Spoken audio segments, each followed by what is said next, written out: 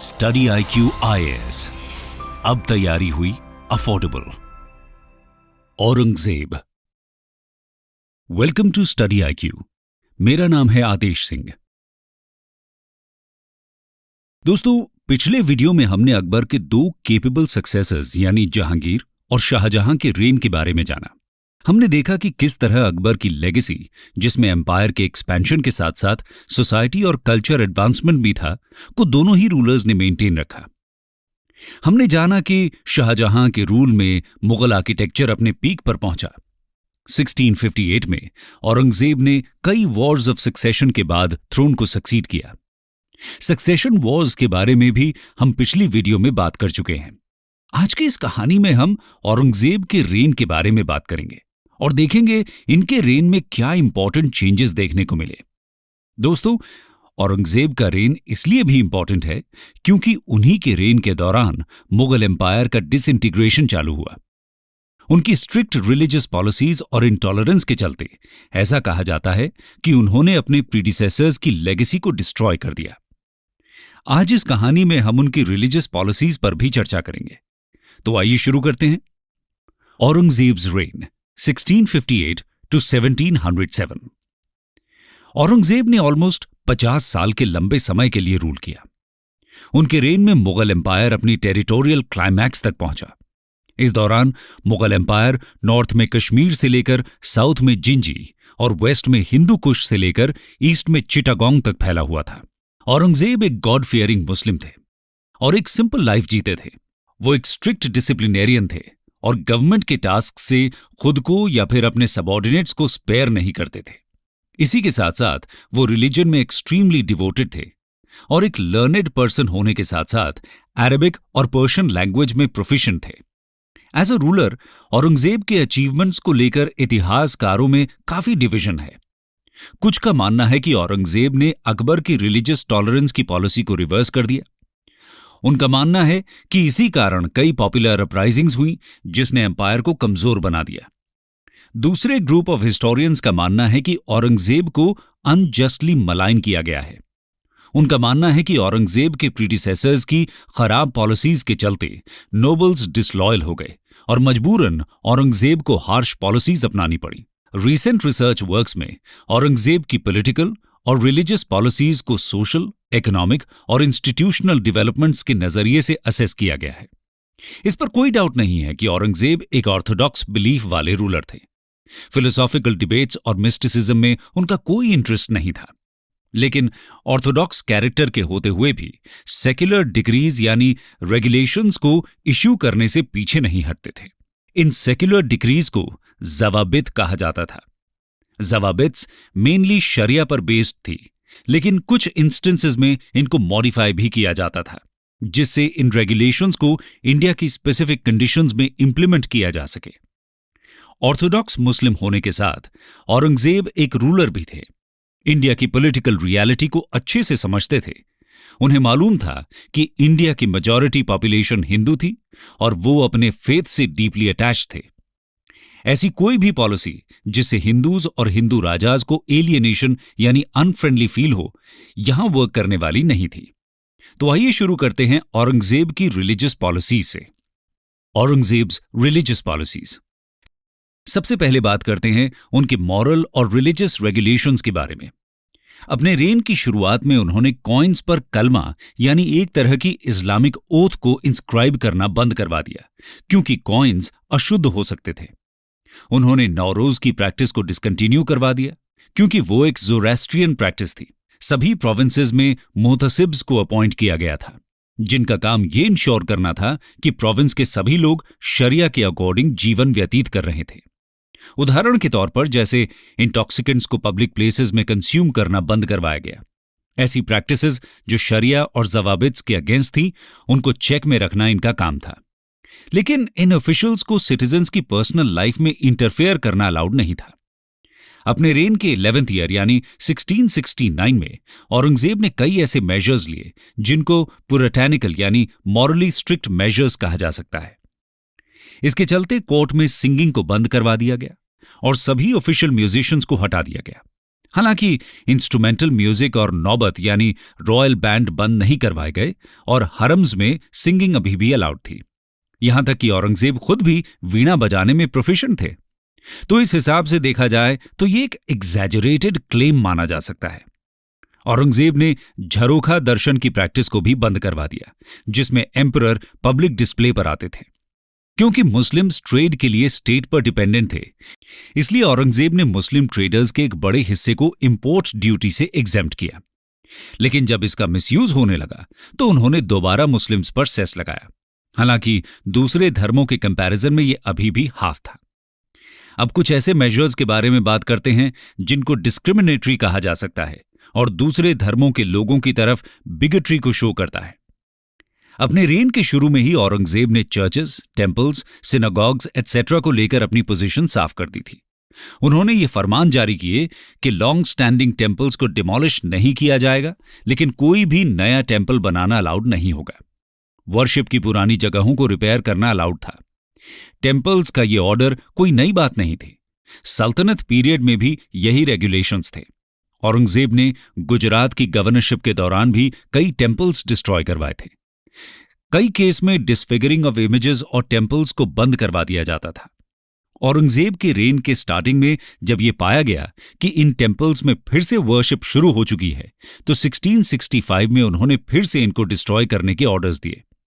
इस डिस्ट्रक्शन में famous Somnath temple included था। यह जानना जरूरी है कि उनके रेन के स्टार्ट में कोई लार्ज स्केल डिस्ट्रक्शन नहीं देखने को मिला है। लेकिन जब औरंगजेब को कई जगहों से ऑपोजिशन फेस करना पड़ा, जैसे मराठास, जाट्स एटसेट्रा, तब उन्होंने अपना स्टांस बदल लिया। लोकल एलिमेंट्स से कॉन्फ्लिक्ट होने पर अब औरंगजेब ने इवन लॉन्ग स्टैंडिंग टेम्पल्स को पनिशमेंट और वार्निंग के तौर पर डिस्ट्रॉय करवाना शुरू कर दिया। इसके अलावा वो अब टेम्पल्स को सबवर्सिव आइडियाज स्प्रेड करने वाले सेंटर्स के रूप में देखने लगे। जब उनको ये मालूम पड़ा कि थट्टा, मुल्तान और स्पेशली बनारस में हिंदूज और मुस्लिम्स दोनों ही ब्राह्मण से लर्न करने आ रहे थे, तो औरंगजेब ने ऐसी प्रैक्टिसेस को रोकने और टेम्पल्स को डिस्ट्रॉय करने के ऑर्डर्स दिए। इन ऑर्डर्स के चलते बनारस के फेमस विश्वनाथ टेम्पल और मथुरा के केशव राय टेम्पल को डिस्ट्रॉय करवा दिया गया। इसी कॉन्टेक्स्ट में ओडिशा के कई टेम्पल्स को डिस्ट्रॉय करवाया गया। टेम्पल डिस्ट्रक्शन वॉर्स के समय ज्यादा हुआ करता था। 1679-80 में राठौर्स ऑफ मारवाड़ और उदयपुर के राणा से वॉर्स के दौरान भी जोधपुर और उदयपुर में टेम्पल्स को डिस्ट्रॉय करवाया गया। लेकिन 1679 के बाद औरंगजेब का टेम्पल डिस्ट्रक्शन का एंथुजियाज्म एक तरह से खत्म हो गया, क्योंकि इसके बाद कोई भी लार्ज स्केल डिस्ट्रक्शन देखने को नहीं मिला है। एक इंपॉर्टेंट डेवलपमेंट यह रहा कि 1679 में औरंगजेब ने फिर से जजिया यानी पोल टैक्स को इंपोज कर दिया। लेकिन 1705 में साउथ में वॉर्स के चलते उनको जजिया को टेम्पोरेरीली स्टॉप करना पड़ा। भले ही औरंगजेब इस्लाम में कन्वर्जन को इनकरेज करने को लेजिटिमेट मानते थे, लेकिन लार्ज स्केल और फोर्स्ड कन्वर्जन्स का कोई भी एविडेंस नहीं मिला है। न ही हिंदू नोबल्स के साथ डिस्क्रिमिनेशन किया जाता था।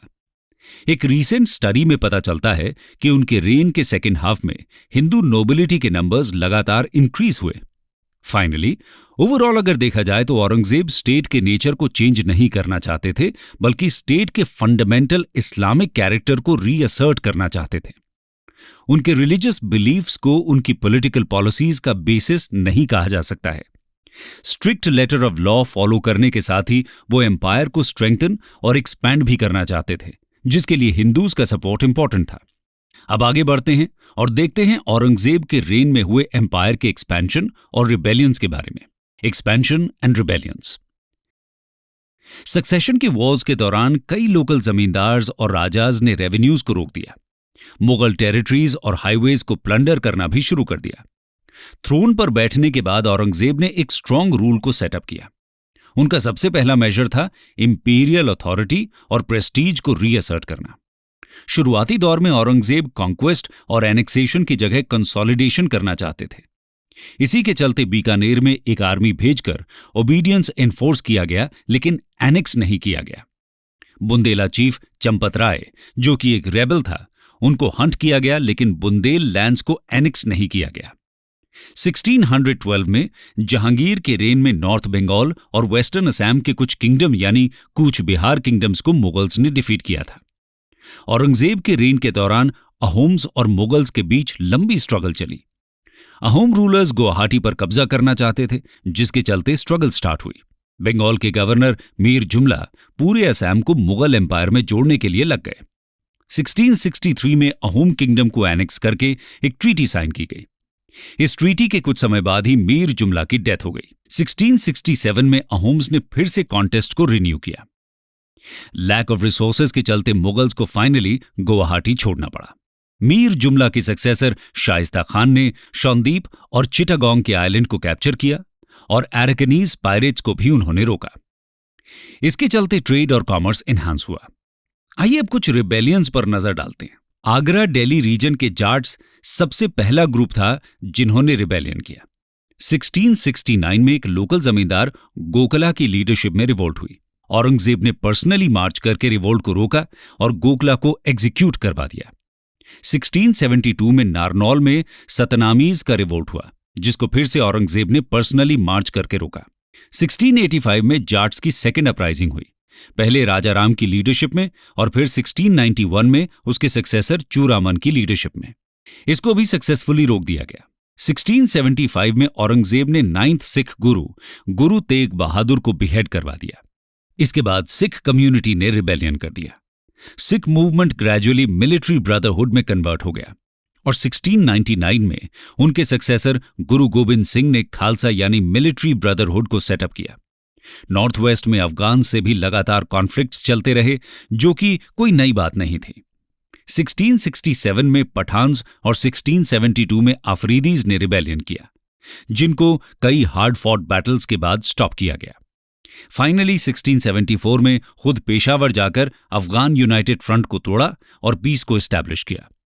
औरंगजेब की राजपूत पॉलिसी प्रीडिसेसर्स के कंपैरिजन में कुछ अलग रही। पहले के रूलर्स की तरह ही औरंगजेब भी राजपूत के अलायंस को ग्रेटली वैल्यू करते रहे।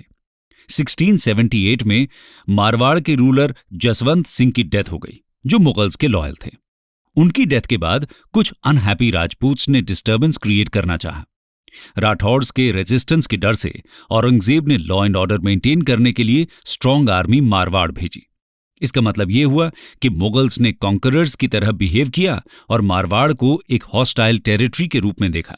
हालांकि औरंगजेब टेरिटरी पर कंट्रोल एस्टैब्लिश करने की कोई मंशा नहीं रखते थे। लंबे समय तक गद्दी के सक्सेशन के लिए स्ट्रगल चली। इसी बीच मेवाड़ भी इस कॉन्फ्लिक्ट में शामिल हो गया। मेवाड़ के राणा राज सिंह को भी ग्रेजुअली औरंगजेब ने एलियनेट कर दिया था। इसके बाद मुगल्स और मेवाड़ मारवाड़ अलायंस के बीच लंबे समय तक वॉर चला, जिसके चलते राजपूत्स के मुगल्स का अलायंस कमजोर हो गया।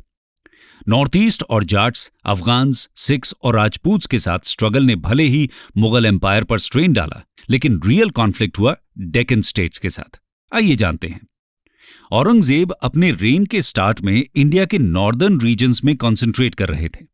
इसी बीच famous Maratha ruler Chhatrapati Shivaji Maharaj north और साउथ कोंकण में अपना इंडिपेंडेंट किंगडम कार्व आउट कर चुके थे। मराठास के स्प्रेड को रोकने के लिए औरंगजेब ने सबसे पहले बीजापुर और गोलकोंडा को इन्वेड करने का डिसाइड किया। 1686 में बीजापुर के सिकंदर शाह को डिफीट किया। इसके बाद 1687 में उन्होंने गोलकोंडा की कुतुबशाही डायनेस्टी को एलिमिनेट किया और किंगडम को एनेक्स कर लिया।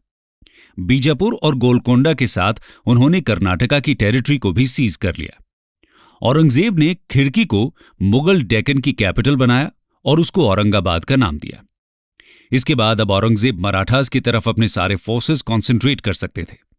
1689 में औरंगजेब ने शिवाजी के सन संभाजी को एग्जीक्यूट कर दिया। यह औरंगजेब का एक ब्लंडर था।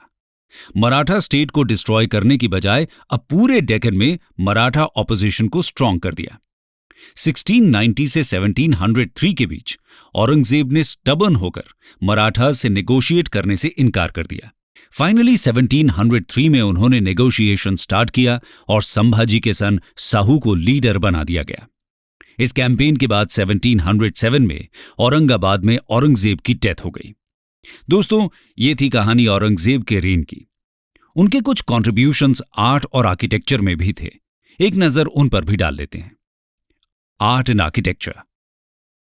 औरंगजेब ने 1659 में दिल्ली में मोती मस्जिद का कंस्ट्रक्शन करवाया।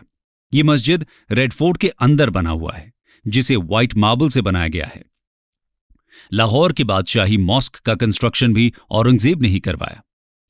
अब आते हैं कंक्लूजन पर। कंक्लूजन दोस्तों, ये थी कहानी मुगल एम्परर औरंगजेब की, जिन्होंने 1658 से 1707 तक रूल किया।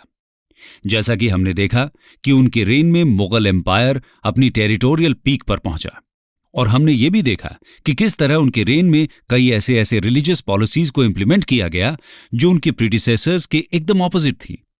रीजंस कुछ भी रहे हों, एक बात तो तय है कि उनके इन्हीं पॉलिसीज के कारण एम्पायर की रिबेलियंस हुए और जनता में एक तरह का डिस्क्वाइट यानी आक्रोश पैदा हो गया।